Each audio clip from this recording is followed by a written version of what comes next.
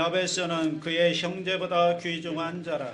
그의 어머니가 이름하여 이르되 야베스라 하였으니 이는 내가 수고로이 낳았다 함이었더라.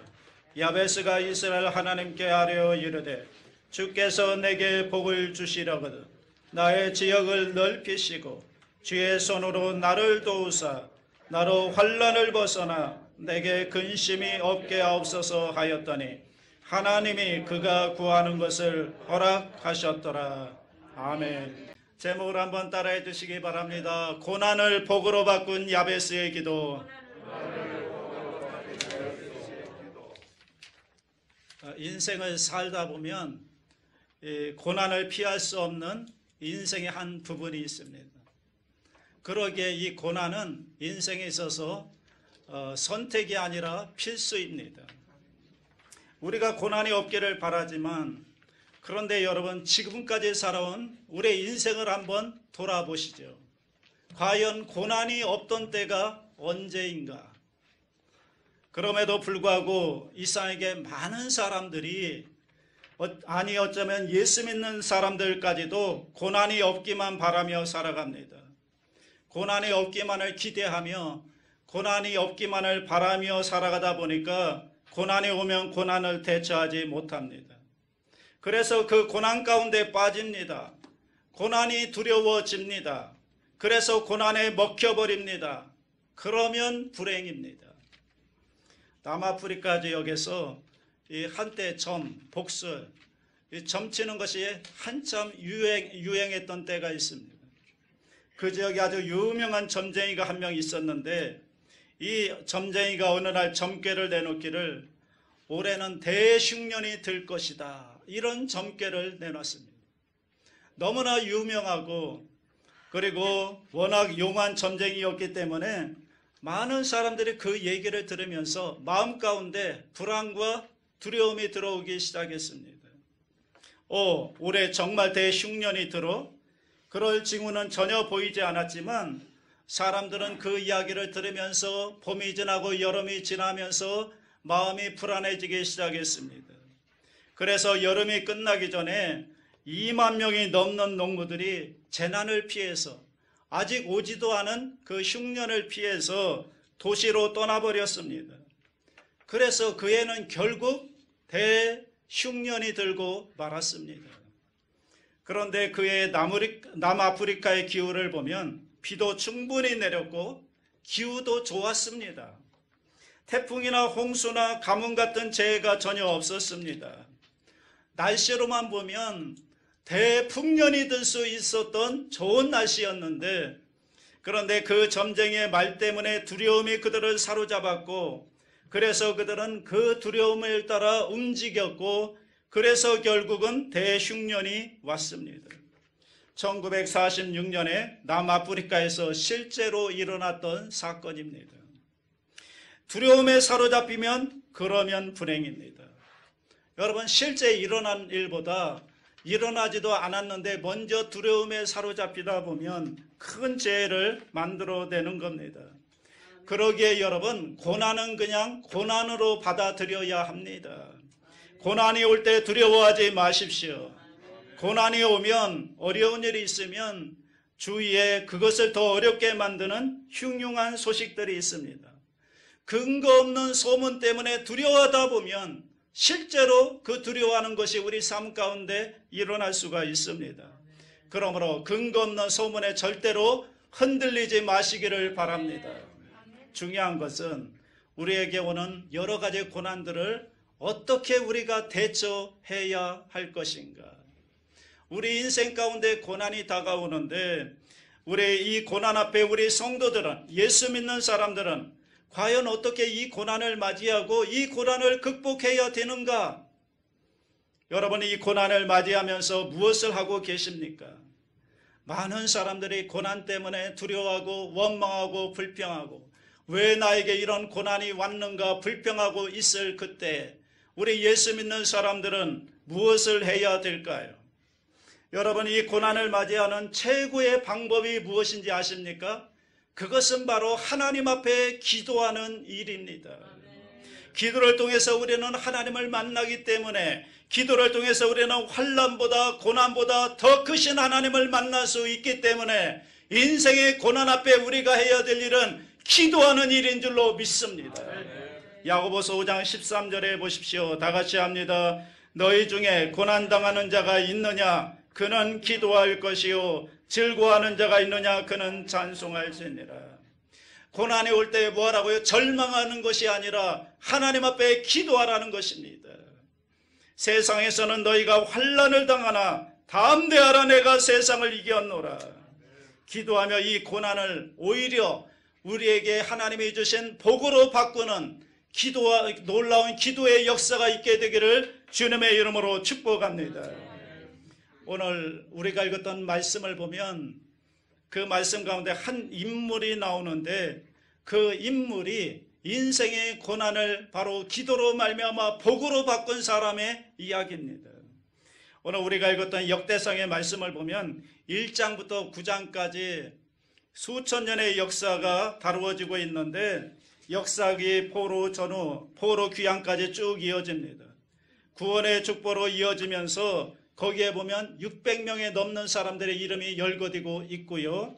발음조차 하기 어려운 사람들이 쭉 나열되고 있습니다. 오늘 우리가 읽었던 역대상 4장만 봐도 오늘 본문 앞절에 보면 40여 명의 사람들의 이름이 쭉 열거되다가 그러다가 유독 우리 눈에 띄는 두 구절이 있습니다.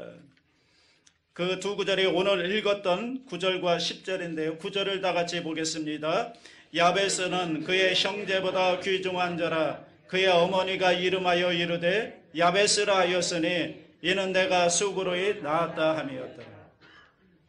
야베스를 귀중한 자 이렇게 얘기합니다. 이전 성경 개역 성경에 보면 존귀한 자라고 번역하고 있습니다. 그런데 그가 처음부터 귀중한 자, 존귀한 자가 아니었다는 겁니다. 왜냐하면 야베스라는 이름의 뜻을 보면 내가 너를 수고로이 낳았다. 이 야베스는 이름의 뜻은 고통, 고난, 아픔이라는 의미를 가지고 있습니다. 여러분 사람의 이름을 지었는데 그 이름의 뜻이 뭐냐면 고통, 고난, 아픔입니다. 아마도 야베스가 태어날 때 그 과정이나 배경 속에 남다른 아픔이나 사연이 있었던 것 같습니다.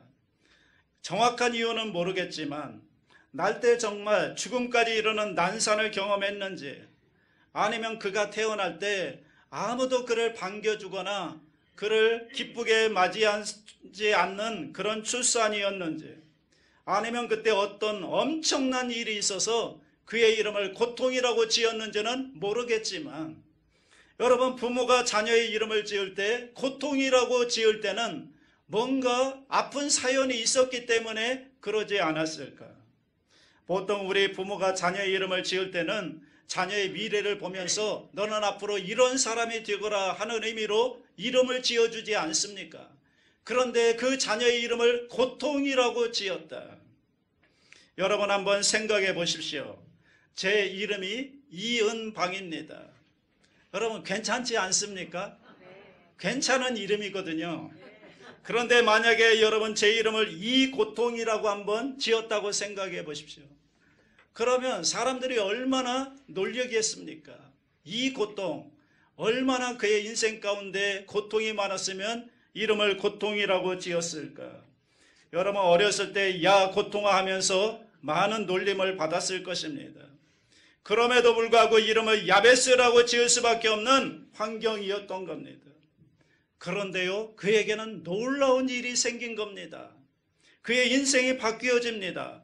성경은 그 야베스가 고통의 존귀한 자, 귀중한 자, 축복받았던 자로 바뀌어집니다. 그 어린 시절의 고통을 뒤로 한 채 그의 인생이 존귀한 인생이 되어버렸다. 성경은 그렇게 얘기하면서 그런데 그 이유가 뭐냐? 그 이유가 그가 드린 짤막한 기도 때문이었다. 이렇게 성경은 얘기합니다. 그 기도가 10절이죠. 다 같이 합니다. 야베스가 이스라엘 하나님께 아뢰어 이르되 주께서 내게 복을 주시려거든 나의 지역을 넓히시고 주의 손으로 나를 도우사 나로 환난을 벗어나 내게 근심이 없게 하옵소서 하였더니 하나님이 그가 구하는 것을 허락하셨더라. 여러분, 이 기도입니다. 여러분, 오늘 저와 여러분이 만약에 야베스가 드린 이 기도를 우리도 드릴 수가 있다면, 그러면 야베스의 기도를 들으시고 그의 인생을 존귀한 인생으로 만들어 주셨던 하나님께서 오늘 저와 여러분의 기도를 들으시고 저와 여러분의 인생도 존귀한 자, 귀중한 자로 만들어 주실 줄로 믿습니다. 오늘 저와 여러분의 이 말씀을 들으면서 우리의 삶 가운데 이 기도가 있게 되기를 주님의 이름으로 축복합니다. 어떤 기도를 드렸는가? 첫째, 야베스는 내게 복의 복을 더해달라고 기도합니다. 야베스의 기도가 이렇게 시작하죠. 주께서 내게 복을 주시려거든. 이전 성경인 개역 성경에 보면 내게 복의 복을 더하사 이렇게 기도합니다. 내게 복의 복을 더하사. 이 말은요, 하나님 나에게 복을 주십시오, 이 기도를 드린 겁니다. 여러분, 이 말은요, 하나님, 나는 하나님이 주시는 복이 필요합니다. 하나님이 주시는 복이 없이는 나는 살아갈 수가 없습니다. 내 환경을 보십시오. 내 환경은 그 누구보다도 불행합니다.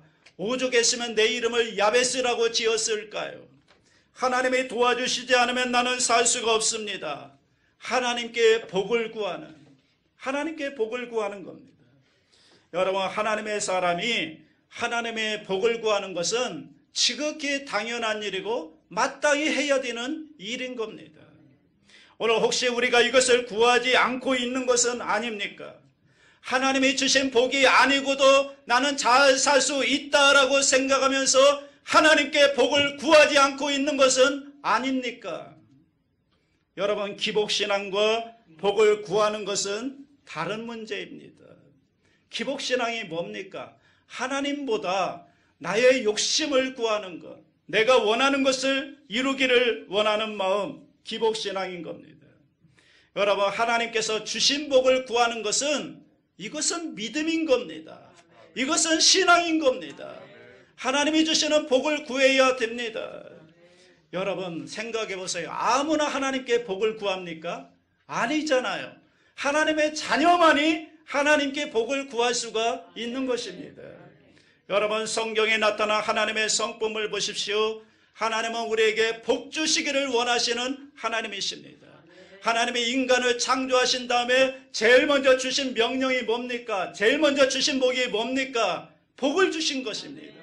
창세기 1장 27절로 28절을 보십시오. 다 같이 합니다. 하나님이 자기 형상 곧 하나님의 형상대로 사람을 창조하시되 남자와 여자를 창조하시고 하나님이 그들에게 복을 주시며 그들에게 이르시되 생육하고 번성하여 땅에 충만하라. 땅을 정복하라. 바다의 고기와 공중의 새와 땅에 움직이는 모든 생물을 다스리라 하시니라.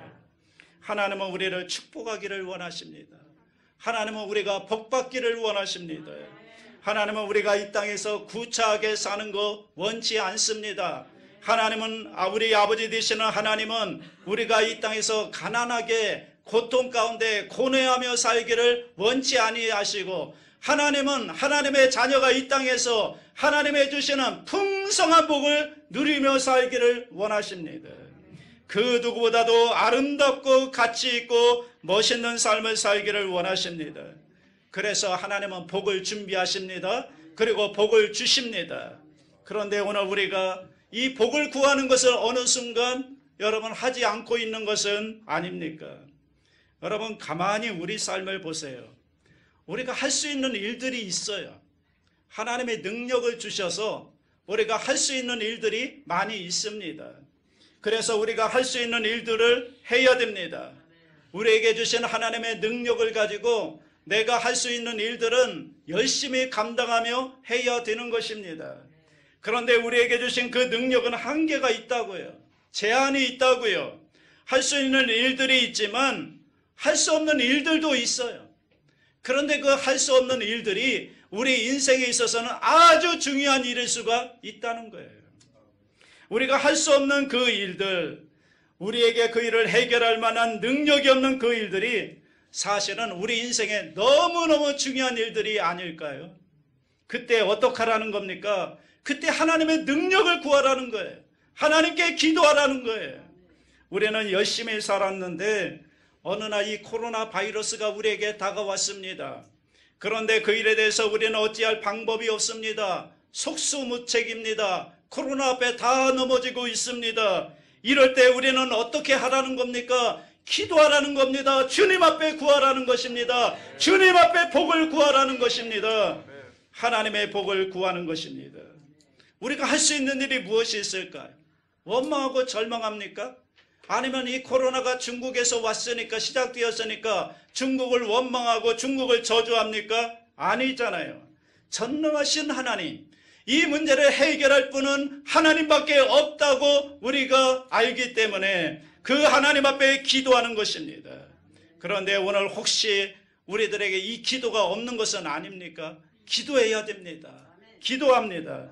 그런데 그냥 복이 아니에요. 복에 복을 더해달라고 하는 것은 창세기 12장에 나오는 아브라함에게 주신 복을 말하는 것입니다. 너는 복이 될지라, 너는 복의 근원이 될지라. 이 말이 바로 복의 복을 더해 주십시오라고 하는 말인 것입니다. 그러니까 그냥 하나님 나만 복받고 나만 잘 사는 게 아니라는 거예요. 하나님 내 인생이 지금은 비참하지만 나만 복받고 내 인생만 존귀케 되는 것이 아니라 다른 사람에게도 하나님의 복을 나누어주는 진정한 존귀한 자로 살게 하여 주시옵소서. 이렇게 기도하는 것입니다. 사랑하는 여러분, 오늘 우리가 다시 한번 이 기도를 붙들어야 되지 않을까요? 이 세상이 지금 신음하고 있습니다. 고통 가운데 있습니다. 혼란 가운데 있습니다. 여기에 이들을 위로하고 하나님의 은혜를 전할 수 있는 저와 여러분이 되어야 하지 않을까요? 우리가 분명히 전해야 될 메시지가 있습니다. 우리는 이 땅이 다가 아니라 우리에게는 하늘나라, 하나님 나라를 꿈꾸며 살아가는 사람들임을 이 세상 사람들에게 보여주어야 되지 않을까. 다시 한번 우리 한국교회가 저와 여러분의 복음이 무엇인지, 진짜 생명이 무엇인지, 하나님의 은혜를 나눌 수 있는, 그리고 그들을 위로하며 그들을 축복하며 은혜를 나누어 줄 수 있는 저와 여러분 될 수 있기를 주님의 이름으로 축복합니다. 오늘 이 기도 복에 복이 되게 해주십시오. 하나님을 향하여 이런 기도를 드리는 저와 여러분 될 수 있기를 다시 한번 축복합니다. 두 번째, 야베스는 자기의 지역을 넓혀달라고 기도합니다. 지역을 넓혀달라. 지경을 넓혀달라. 야베스는 자기가 당하는 환경을 숙명으로 받아들이지 않았습니다. 여러분, 기독교 신앙은 숙명론이 아니에요. 운명론이 아니에요. 숙명론, 운명론은 무엇입니까? 나에게 주어지는 환경을 어쩔 수 없이 그대로 받아들이는 게 운명론입니다. 그러나 기독교에서 말하는 신앙은 뭘까요? 신앙은 절대로 환경을 그냥 받아들이는 게 아닙니다. 신앙은요, 환경을 받아들이는 것이 아니라 하나님의 뜻을 받아들이고 그 하나님의 뜻대로 살아가는 게 신앙인 줄로 믿습니다. 하나님의 뜻에 순종하는 것, 하나님의 뜻을 받아들이고 환경을 이겨나가는 것, 이것이 바로 신앙인 줄로 믿습니다. 그래서 그리스도인들은 환경을 뛰어넘어야 됩니다. 자기의 조건과 환경을 뛰어넘어 하나님의 뜻을 이루는 삶으로 나아가야 되는 것입니다. 지금 야베스가 그렇게 기도하고 있잖아요. 자신의 처지를 숙명으로 받아들이지 않았습니다. 여기에 나를 이렇게 살다가 죽는 인생으로 하나님이 나를 이 땅에 보내지 않으셨다. 이것을 그는 분명히 믿고 있었습니다. 그리고 하나님의 뜻을 깨달았습니다. 그래서 그는 기도하기 시작하는 것입니다. 하나님, 나의 지역을 넓혀 주십시오. 나를 여기에 머물지 않게 도와주시고 이런 환경 속에 살지 않게 도와주시고 환경을 뛰어넘어 하나님이 원하시는 일을 감당하며 살아가는 사람으로 축복하여 주시옵소서. 하나님 앞에 그렇게 기도하기 시작합니다. 나는 이렇게 살다가 이런 환경 속에서 이대로 끝나는 삶이 아니라 나를 이 땅에 보내신 것은 하나님의 분명한 뜻이 있음을 깨닫고 기도하기 시작한 것입니다. 그러므로 여러분, 고난에 눌려 살지 마시기 바랍니다. 이겨내야 되는 것입니다. 기도로 이겨내시기 바랍니다. 고난에 눌려 살다 보면 환경에 눌려 살다 보면 여러분 우리가 할 수 있는 일들이 뭐가 있을까요? 야베스를 보십시오. 그는 자기 환경에 대해서 만족하지 않았습니다. 자기 삶의 환경에 불만을 가졌습니다. 그런데 단순히 그것을 불만으로 불평으로 그치는 것이 아니라 그는 기도로 그 환경을 승화시켰던 것입니다. 필립 브룩스라고 하는 목사님이 이런 기도를 했습니다. 하나님, 내 능력에 맞는 일이 아니라 하나님이 내게 맡겨주신 그 일에 맞는 능력을 주십시오. 내가 가지고 있는 능력에 맞는 일을 달라고 기도하지 않고 하나님께서 나에게 하기를 원하시는 일, 그 일을 감당할 수 있는 능력을 나에게 달라고 기도한 것입니다. 여러분, 이 기도를 할 수 있기를 바랍니다. 여러분, 기도는 그 사람의 수준입니다. 그 사람의 수준을 알려면 그 사람이 하는 기도를 가만히 들어보면 그 사람의 수준을 알 수가 있습니다. 여러분, 하나님은 기도하는 만큼 허락하십니다. 기도하는 만큼 우리의 삶이 넓어질 수 있습니다. 기도하는 만큼 우리의 인생이 바뀔 수가 있습니다. 기도하는 만큼 꿈을 품을 수가 있는 것입니다. 그런데 어느 때부터인지 우리의 꿈이 묶여 있는 거 아닙니까? 우리의 스스로 한계를 그어놓고 그 이상을 나가려고 하지 않아요. 그 이상을 기도하지 않습니다. 여러분, 뛰어넘어야 되는 것입니다. 기도의 한계를 뛰어넘어야 되는 것입니다. 우리의 한계를 뛰어넘어서 하나님이 원하시는 그 일까지 믿음으로 나아가야 될 줄로 믿습니다. 여러분, 요한복음 14장 12절을 보십시오. 다 같이 합니다. 내가 진실로 진실로 너희에게 이르노니 나를 믿는 자는 나의 하는 일을 저도 할 것이요 또한 이보다 큰 것도 하리니 이는 내가 아버지께로 감이니라. 주님이 우리에게 기대하시는 게 뭘까요? 주님보다 더 큰 일을 하기를 원하시는 거예요. 주님보다 더 위대한 일을 하기를 원하시는 거예요. 그래서 오늘 하나님께서는, 예수님께서는 우리 보고 기도하라고 하는 겁니다. 기도하라는 겁니다.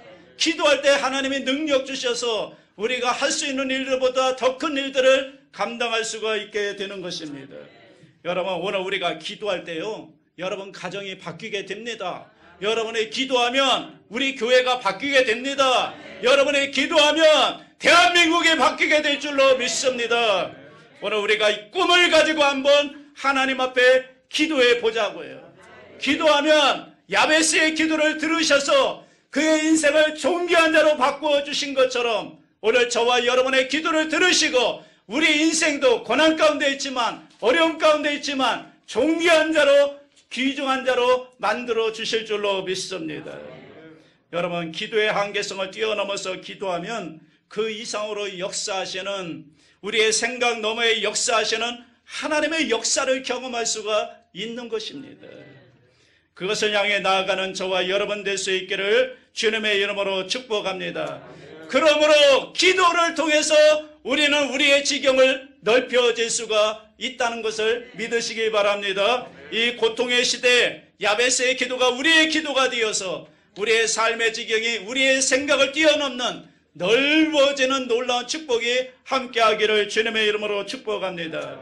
세 번째는 야베스는 주의 손으로 도와달라고 기도합니다. 이 모든 것이 그럼에도 불구하고 누구의 손에 달려있다는 겁니까? 하나님 손에 달려있다. 주의 손에 달려있다. 내 힘으로 이룰 수 있는 일이 아니라는 거예요. 하나님이 도와주셔야 된다는 거예요. 여러분, 내가 이룰 수 있는 것이 아니다. 그래서 야베스는 주의 손이 도와달라고 기도하는 것입니다.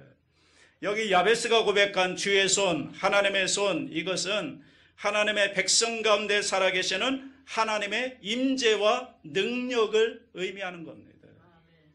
하나님의 임재와 하나님의 능력, 하나님의 손길이 역사하시도록, 하나님 그럼에도 불구하고 이 모든 일들을 이루는 것은 나의 능력이 아닙니다. 그래서 나는 하나님 앞에 기도합니다. 하나님의 손길을 기다립니다. 하나님의 손길로 붙잡아 주셔야 되겠습니다. 하나님의 손길을 기다리는, 하나님의 역사를 간구하는 기도인 것입니다. 그러므로 여러분, 우리가 이렇게 기도하며 하나님의 역사를 기다리는 겸손한 인내와 기다림이 우리에게 필요할 줄로 믿습니다. 지난번에 제가 매거진을 보는데 37년 만에 살인 2명을 벗은 사람의 이야기가 있습니다. 10살 된 여자 어린아이를 강간 살인했다는 누명을 쓰고 감옥에 갇혔습니다. 15년형을 살았는데요. 15년 동안 살았는데 그리고 1987년 12월 24일에 가석방 됐습니다. 그 이름이 정원섭이라는 분인데요. 그분이 얼마나 억울했겠습니까? 옥살이를 하는 동안에 얼마나 억울했는지 머리를 벽에 부딪히면서 정말 자살을 기도할 정도로 그 정도로 억울함을 견디지 못했습니다. 그런 그가 몇 년 전에 대법원으로부터 무죄 확정을 받았습니다. 그러니 여러분 얼마나 억울했겠습니까? 죄도 짓지 않았는데 누명을 써가지고 15년 동안 감옥살이를 했으니 얼마나 억울했겠습니까? 나중에 물었습니다. 그때 그 억울함을 어떻게 이겨낼 수 있었습니까? 그랬더니 그때 그분이 그렇게 얘기했습니다. 그곳에서 나는 주님을 만났고 주님의 음성을 들었기 때문입니다. 그때 그가 그 고난의 시절을 하나님께 기도했던 기도의 내용이 이런 겁니다. 하나님, 나는 밀가루 반죽입니다. 나는 지금 펄펄 끓는 기름 위에 떠 있습니다. 나를 이곳에 던지신 분은 하나님이십니다. 이제 내가 잘 익어서 맛있는 도넛이 되면 하나님은 긴 젓가락으로 나를 꺼내주시리라 믿습니다. 꺼내주시면 나의 남은 삶은 하나님을 위해 살겠습니다. 자비랑 먹기를 하겠습니다. 하나님 앞에 그렇게 기도했다고 합니다.